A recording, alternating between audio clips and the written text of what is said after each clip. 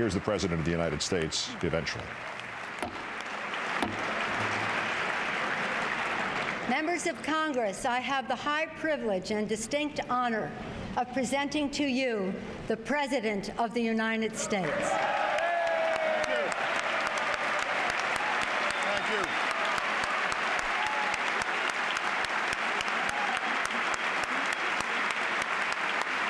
you.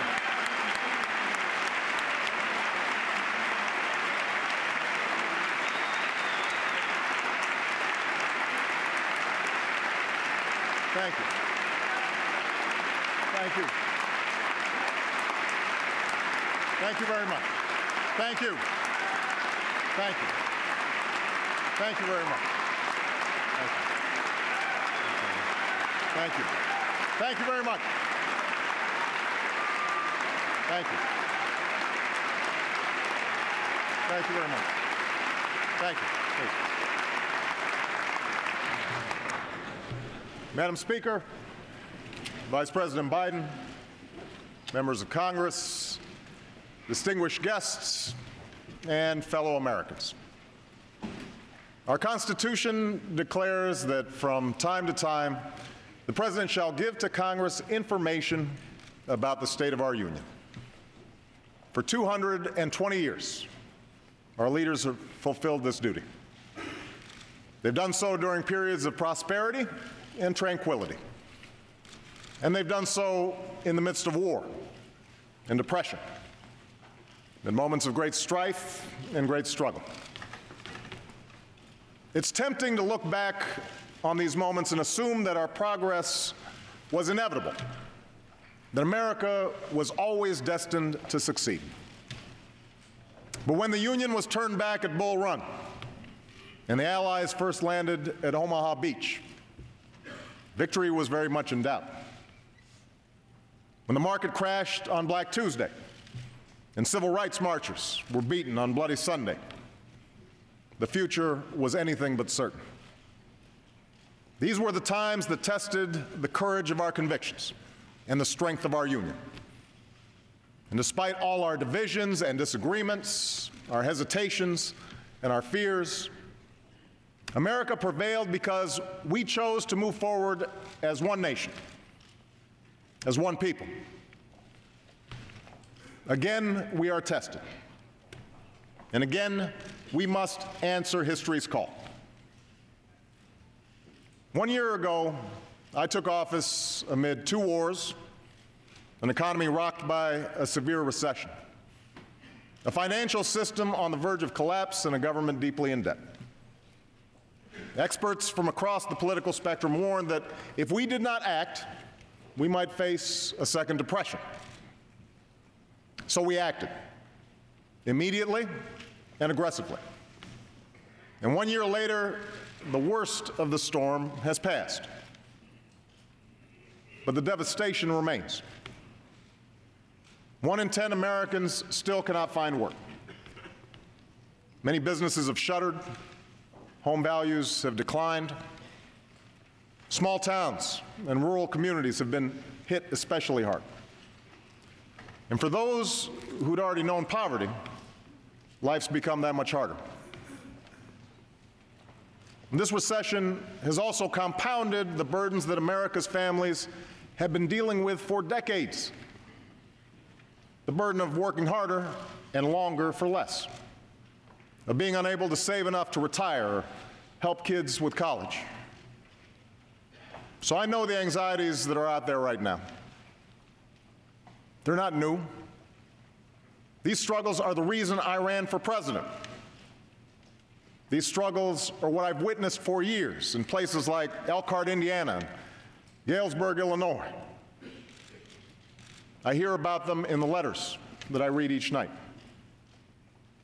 The toughest to read are those written by children, asking why they have to move from their home, asking when their mom or dad will be able to go back to work. For these Americans and so many others, change has not come fast enough. Some are frustrated, some are angry.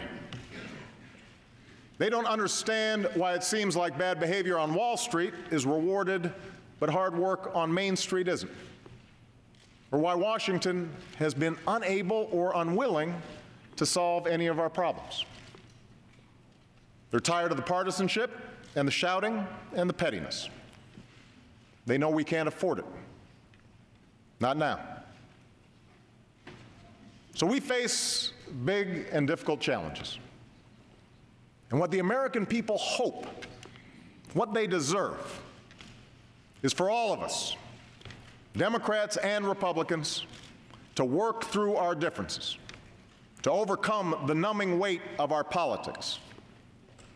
For while the people who sent us here have different backgrounds, different stories, different beliefs, the anxieties they face are the same. The aspirations they hold are shared.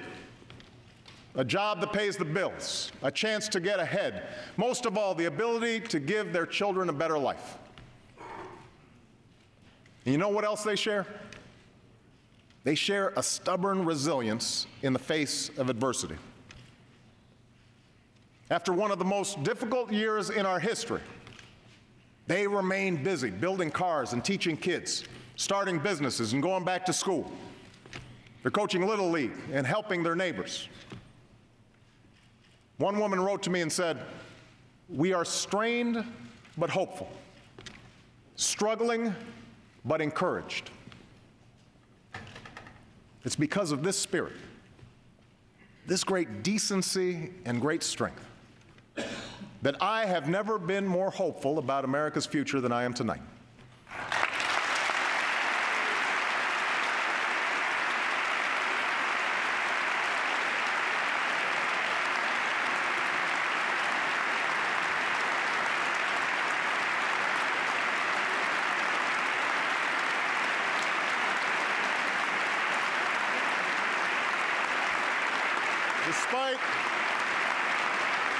Despite our hardships, our union is strong.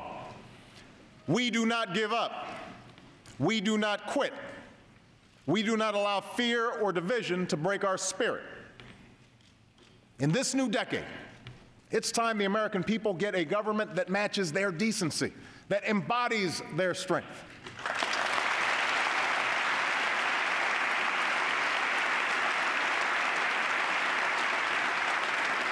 And tonight I'd like to talk about how together we can deliver on that promise.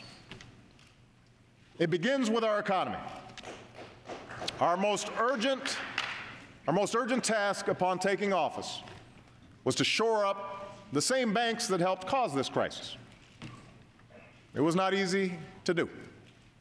And if there's one thing that has unified Democrats and Republicans and everybody in between, it's that we all hated the bank bailout. I hated it.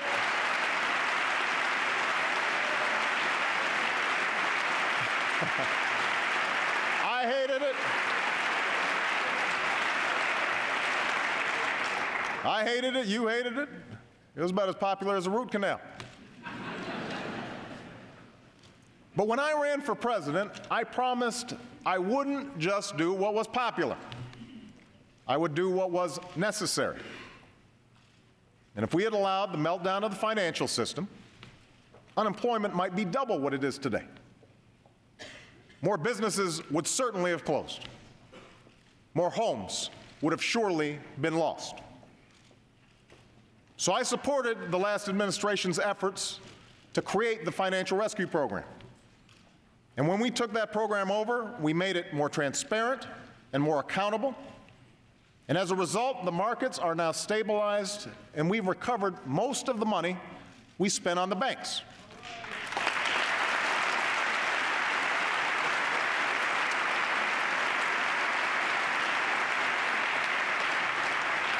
Most, but not all. To recover the rest, I've proposed a fee on the biggest banks. Now,